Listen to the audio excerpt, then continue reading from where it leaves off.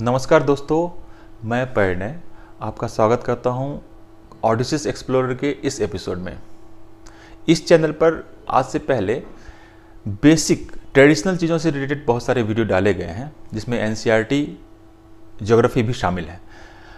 मैं आप लोगों से अपील करूंगा, जो भी परीक्षार्थी हैं, जो भी स्टूडेंट्स हैं, उनसे कि उस जो वीडियो डाले गए हैं उनको ज़रूर देखें और उसको फॉलो करते रहें, इसलिए क्योंकि एनसीईआरटी मुझे लगता है कि किसी भी सिविल सर्विसेज एग्ज़ाम के लिए सबसे ज़्यादा इम्पॉर्टेंट होता है और उसको मतलब आपकी नींव मजबूत करता है वो, इसलिए आप ज़रूर देखिएगा उसको। लेकिन साथ में करंट अफेयर्स भी बहुत ही ज़्यादा ज़रूरी है। कोई भी कॉम्पिटिटिव एग्ज़ाम हो, खास करके जो यूपीएससी होता है और बीपीएससी में भी करंट से रिलेटेड बहुत सारे क्वेश्चन होते हैं। इवन यूपीएससी पीटी में भी देखें और या मेंस में भी देखें तो करंट के बहुत सारे क्वेश्चंस रहते हैं। इवन जो ट्रेडिशनल कहते हैं कि जो इकोनॉमी हो, ट्रेडिशनल साइंस एंड टेक्नोलॉजी हो, या ट्रेडिशनल जो ज्योग्राफी है, उसमें भी ऐसे क्वेश्चन पूछे जाते हैं जो करंट से कहीं ना कहीं जुड़े हुए होते हैं।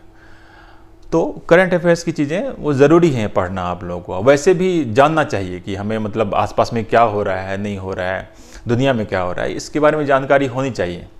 तो मैं कोशिश करूंगा कि आप लोगों को जो विभिन्न मुद्दे चल रहे हैं उसके बारे में आप लोगों को मैं जानकारी दूं।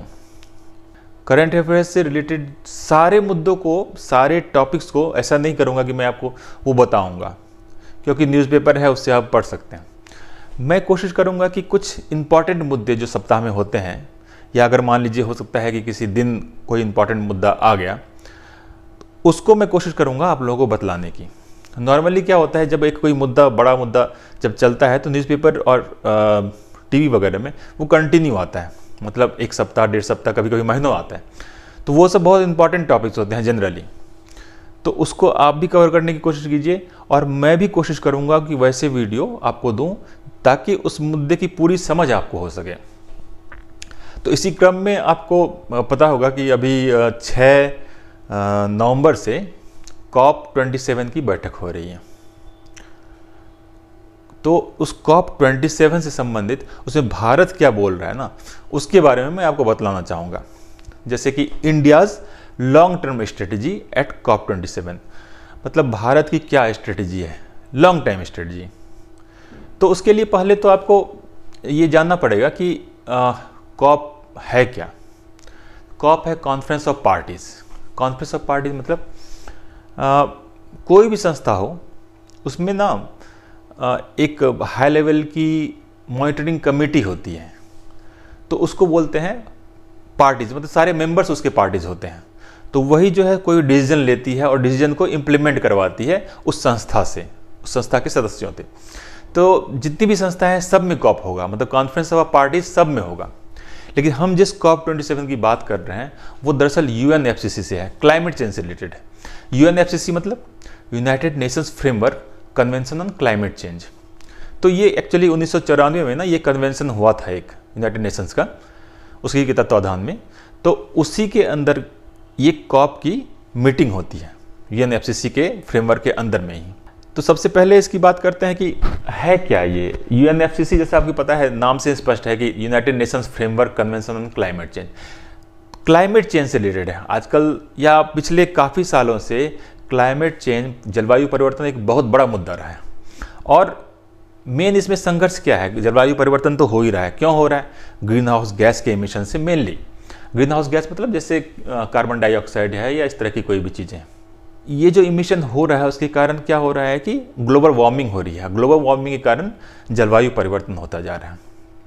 कहा जाता है कि अगर ग्लोबल टेम्परेचर जो प्री इंडस्ट्रियल एरा है, मतलब इंडस्ट्रियल एरा जब शुरू हुआ तो ग्लोबल टेम्परेचर बहुत ज़्यादा तेज़ी से बढ़ने लगा। पहले भी बढ़ता था लेकिन उतनी तेज़ी से नहीं। लेकिन जब इंडस्ट्रीज़ बहुत सारे बैठने लगे उसके बाद से टेम्परेचर जो है वर्ल्ड का काफ़ी तेज़ी से बढ़ने लगा। कहा जाता है कि अगर टेम्परेचर उस समय से, मतलब प्री इंडस्ट्रियल एरा से अगर 2 डिग्री से ज़्यादा बढ़ जाए ना, तो बिल्कुल हाहाकार मच जाएगा। ये समझ लीजिए बिल्कुल कयामत नहीं बोलते हैं, वो हो जाएगा। मतलब सारे जो बर्फ़ हैं वो गल जाएंगे, सी लेवल ऊपर हो जाएगा, ज़मीनें ख़त्म हो जाएंगी, जो रेन का पैटर्न है, वर्षा का पैटर्न है वो चेंज हो जाएगा। जहाँ बाढ़ आता है वहाँ सूखा आने लगेगा, जहाँ सूखा होता है वहाँ बाढ़ आने लगेगा, बहुत तरह की बीमारियाँ आ जाएंगी, फसलें ख़त्म हो जाएंगी। तो क्लाइमेट चेंज जो है बहुत ख़तरनाक इशू है और उससे निजात पाने के लिए विश्व के सारे देश लगे हुए हैं।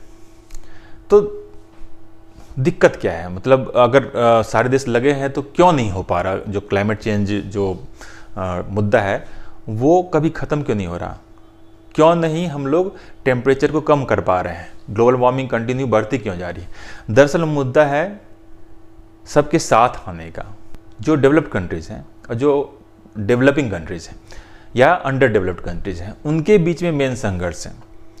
जो अंडर डेवलप्ड या डेवलपिंग नेशंस हैं, उनका कहना है कि भाई इंडस्ट्रियल रिवॉल्यूशन की शुरुआत तो डेवलप्ड देशों ने की, उन्होंने ही उस समय जो है सबसे ज़्यादा ग्रीन हाउस गैस इमिट किए, जिसके कारण ग्लोबल वार्मिंग हुई, और उसी के कारण अभी भी कंटिन्यू होता जा रहा है ग्लोबल वार्मिंग।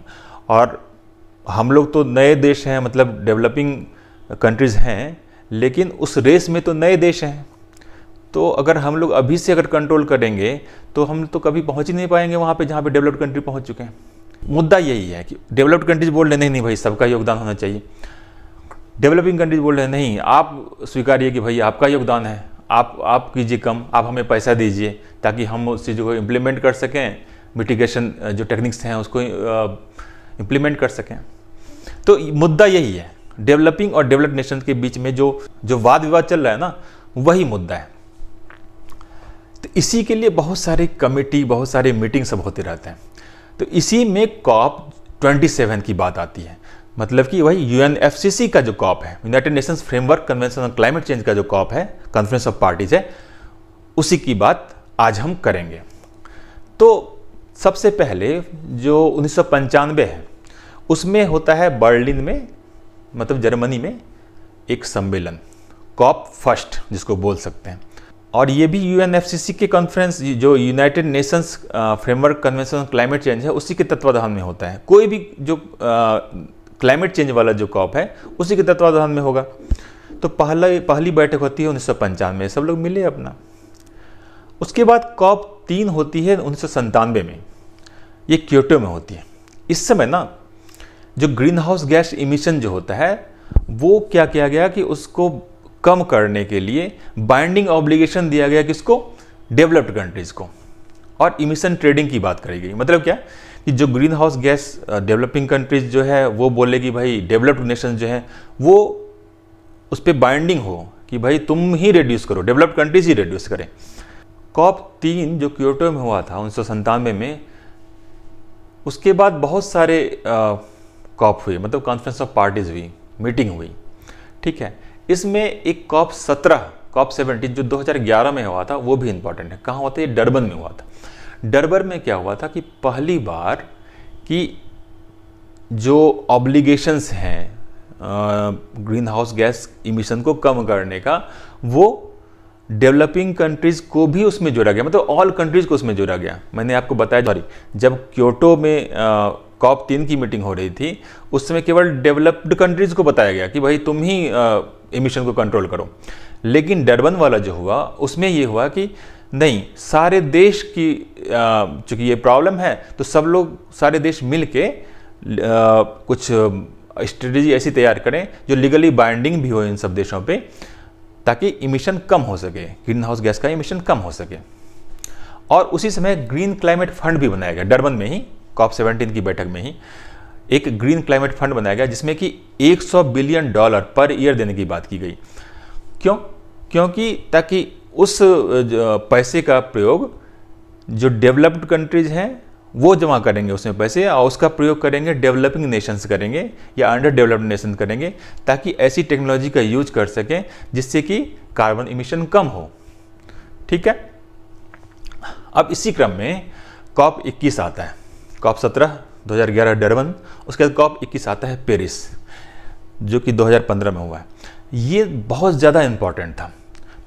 उसमें जो बात की गई 3 चीज़ों की, पहली चीज़ क्लाइमेट चेंज मिटिगेशन, दूसरी एडाप्टेशन और तीसरी फाइनेंस। मतलब क्लाइमेट चेंज मिटिगेशन मतलब क्या, जो क्लाइमेट चेंज हो रहा है, जलवायु परिवर्तन जो हो रहा है, उस जलवायु परिवर्तन की दर को कम करने की बात की गई। COP21 पेरिस की बात मैं कर रहा हूँ, उसमें जलवायु परिवर्तन की दर को कम करने की बात कही, मतलब मिटिगेशन की बात की गई।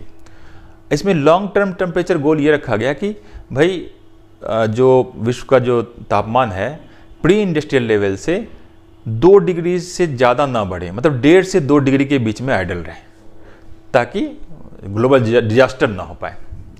दूसरी चीज़ की एडेप्टेशन की बात कही, मतलब अगर जलवायु परिवर्तन तो हो ही रहा है, तो किस तरह से हम जलवायु परिवर्तन के साथ रहना सीख लें। अगर जो भी थोड़ा बहुत अगर जलवायु परिवर्तन होता है तो कैसे उसके साथ रहना सीख लें, तो ये एडेप्टेशन की बात हुई। और तीसरी फाइनेंसिंग की बात हुई कि मतलब डेवलप्ड कंट्रीज जो हैं वो फाइनेंस करेंगे डेवलपिंग नेशंस और अंडर डेवलप्ड नेशंस को, ताकि वो ऐसी टेक्नोलॉजी का यूज़ कर सकें जिससे कार्बन इमिशन रिडक्शन में मदद मिल सके। अब हम आते हैं COP 27 की बात, COP 21 पेरिस एग्रीमेंट। अब यहाँ पे जो चीज़ें एडॉप्ट की गई पेरिस एग्रीमेंट, उसमें ये भी चीज़ें कही गई थी कि सारे देश, जो विश्व के सारे देश हैं, वो अपनी अपनी स्ट्रेटजी बताएंगे कि कैसे एक निश्चित समय में टेम्परेचर को रिड्यूस कर सकें, इमिशन को कम कर सकें। उस समय हालांकि ये टाइम फ्रेम निश्चित नहीं, 2020 की बात की गई थी, लेकिन वो बाइंडिंग एक तरह से नहीं था। 2020 के बाद फिर 2022 तक वो टाइम बढ़ा गया था, भाई तब तक तुम अपनी बता दो स्ट्रेटजी कि कब तक कम करोगे और कैसे कम करोगे। तो ये COP 21 की बात हुई। अब COP 26 में इसी संदर्भ में माननीय प्रधानमंत्री जी पंचामृत की बात करते हैं। वो 5 पॉइंट उन्होंने बताया था, जिसके आधार पे मतलब एक तरह से वो स्ट्रेटेजी थी जिसके आधार पे हम अपना जो कार्बन इमिशन है वो कम करेंगे, धीरे धीरे शून्य करेंगे। अब फाइनली आते हैं हम लोग COP 27 में, जो कि 6 नवंबर से 18 नवंबर के बीच हो रहा है, एक तरह से अभी हो ही रहा है। ये हो रहा है कहाँ पे? इजिप्ट में ही जो एक सिनाई पेनिनसुला है ना, आप मैप में आप देखेंगे, उसी का एक तटीय शहर है जिसको शर्म अल शेख कहते हैं। उस शर्म अल शेख में ये COP 27 की मीटिंग हो रही है, सारे लोग वहाँ पहुँचे हैं ऑब्वियसली। अब इसी में तमाम तरह की बातें हो रही है, अभी तो वो कंटिन्यू प्रोसेस है, लेकिन भारत ने अपनी स्ट्रेटजी बताई, भाई लॉन्ग टर्म में हम कैसे कर सकते हैं। तो भारत ने बताया कि हमारा गोल ये रहेगा कि 2070 तक हम कार्बन न्यूट्रल हो जाएं। 2070 तक कार्बन न्यूट्रल हो जाए मतलब कि उसके बाद कार्बन इमिशन नहीं करेंगे हम लोग, उस समय तक कार्बन इमिशन हमारा 0 हो जाएगा। तो भाई कैसे हो जाएगा? तो उन्होंने कहा है कि हम फॉसिल फ्यूल का यूज़ नहीं करेंगे। कैसे नहीं करेंगे? मतलब न्यूक्लियर कैपेसिटी जो है हमारी, उसको हम 3 गुना कर देंगे 2032 तक। दूसरी, आपको जैसा कि पता है कि जो पेट्रोल जो है उसमें इथेनॉल ब्लेंड करके कार्बन इमिशन को कम किया जा सकता है। भारत में भी 10% इथेनॉल ब्लेंडिंग हो रही है। तो भारत ने इस COP 27 में कहा कि भाई 2025 तक हम वो जो 10% हमारा इथेनॉल ब्लेंडिंग हो रहा है, इथेनॉल मिलाया जा रहा है, उसको हम 20% कर देंगे। ठीक है। तीसरी चीज़, भारत वालों ने कहा कि भाई इलेक्ट्रिकल व्हीकल्स जो हैं उसका हम मैक्सिमाइज यूज करेंगे, उसको बढ़ावा देंगे हम लोग। ठीक है, इससे भी कार्बन इमिशन कम होगा। और चौथी चीज़ उन्होंने कहा कि पब्लिक ट्रांसपोर्ट जो है उसको बढ़ाएंगे। तो पब्लिक ट्रांसपोर्ट बढ़ाने से क्या होगा? जैसे नॉर्मली मान लीजिए कि हम एक गाड़ी से चल रहे हैं, एक गाड़ी पे एक आदमी चल रहे हैं, अपनी गाड़ी है, प्राइवेट व्हीकल है, एक गाड़ी से एक आदमी चल रहे हैं। अगर सब लोग अपनी अपनी गाड़ियाँ निकालें तो सारी गाड़ियों का इमिशन होगा, उससे ग्रीन हाउस गैस बहुत ज़्यादा निकलेगा। तो अगर हम पब्लिक ट्रांसपोर्ट को बढ़ावा देते हैं तो एक बार में बहुत सारे लोग आया जा सकते हैं, तो ऑब्वियसली जो है कार्बन इमिशन कम होगा। तो इसलिए इन पब्लिक ट्रांसपोर्ट को बढ़ावा देने की बात की गई। और एक चीज़ की, इंडिया को ग्रीन हाइड्रोजन हब बनाने की भी बात की गई है। फिर एनर्जी एफिशिएंसी की बात की गई है, मतलब हम अपने जो ऐसे ऐसे इंस्ट्रूमेंट लाएं, मान लीजिए बल्ब ही है, तो पहले कैसे वो पीला वाला बल्ब चलता था, अब धीरे धीरे क्या एलईडी पे आए, तो CFL पहले आए, फिर LED पे आए। तो धीरे धीरे क्या हुआ कि हम उतनी ही रोशनी, उतनी ही लुमिनेसेंट हम कम एनर्जी यूज करके कर पा रहे हैं। इस टाइप की एनर्जी एफिशिएंट इंस्ट्रूमेंट्स लाएंगे ताकि कम से कम एनर्जी में ज़्यादा से ज़्यादा काम हो सके। तो इसको भी बढ़ाने की बात की गई। और चौथा, कार्बन सिंक। पता है आप लोगों को कार्बन सिंक क्या होता है? कार्बन सिंक जैसे पेड़ पौधे हुए, जो जंगल है, वो हमारा कार्बन सिंक है। उसमें क्यों बोलते हैं कार्बन सिंक? आपको पता है, अब सांस में जब लेते हैं तो क्या लेते हैं? वो कार्बन डाइऑक्साइड लेते हैं सन में, सनलाइट में, और छोड़ते हैं ऑक्सीजन। तो कार्बन डाइऑक्साइड वो लेते हैं, मतलब कार्बन को सिंक कर रहे हैं वो। तो भारत में उस कार्बन सिंक को बढ़ाने की बात कही। कैसे बढ़ाएंगे भाई? फॉरेस्ट कवर, ट्री कवर को बढ़ा के हम लोग कार्बन सिंक को बढ़ा सकते हैं। तो ये तो जो हमारा गोल था, जो हमने गोल रखा है 2070 तक हम कार्बन न्यूट्रल हो जाएंगे, उसको पाने की बात हुई। यही हमारी स्ट्रेटेजी है। लेकिन चैलेंजेस भी हैं। चैलेंज क्या है कि कैसे हो पाएगा? क्लाइमेट फाइनेंसिंग की जब बात आती है तो डेवलप्ड कंट्रीज बोलते हैं कि भाई वादे तो बड़े बड़े होते हैं, लेकिन वो उतनी फाइनेंसिंग करते नहीं हैं।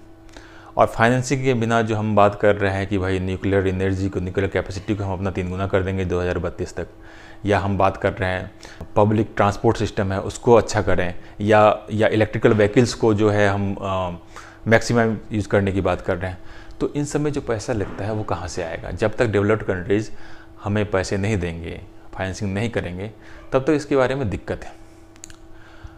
जो हमने कहा कि अच्छा टेक्नोलॉजी ऐसी होनी चाहिए, इंफ्रास्ट्रक्चर ऐसा होना चाहिए कि भाई न्यूक्लियर कैपेसिटी हम बढ़ा दें, इथेनॉल ब्रांडिंग को बढ़ा दें, इलेक्ट्रिकल व्हीकल्स जो है उनके यूज़ को बढ़ावा दें, जो भारत है उसको ग्रीन हाइड्रोजन हब बना दें, एनर्जी एफिशिएंट उपकरण टूल्स जो हैं उनको यूज़ करें, इंस्ट्रूमेंट को यूज़ करें। तो ये सब सारी चीज़ें जो है उससे बहुत पैसा, मतलब ट्रिलियंस ऑफ डॉलर्स लगेंगे। ये पैसे कहाँ से आएंगे? तो उसके लिए ज़रूरी है कि इस स्ट्रेटेजी में हमारे डेवलप्ड कंट्रीज़ की मदद बहुत ज़्यादा ज़रूरी होगी, तभी जो है ये हम फुलफ़िल कर पाएंगे। और ऑब्वियसली ये कॉमन गोल की बात ही हो रही है, कॉमन फ्यूचर की बात हो रही है ना, क्योंकि सारे देशों को रहना, सारे देश के लोगों को रहना है इसी धरती पर। इसीलिए जब तक कॉमन एफर्ट नहीं मारेंगे तब तक संभव नहीं है कि हम उस डिजास्टर से बच सकें जो जलवायु परिवर्तन के कारण हो रहा है। तो आज हमने एक मुद्दे पे बात की। इसी तरह धीरे धीरे हम लोग कोशिश करेंगे जो इम्पोर्टेंट मुद्दे हैं उसको कवर करें। तो आप देखते रहिए हमारे चैनल। धन्यवाद।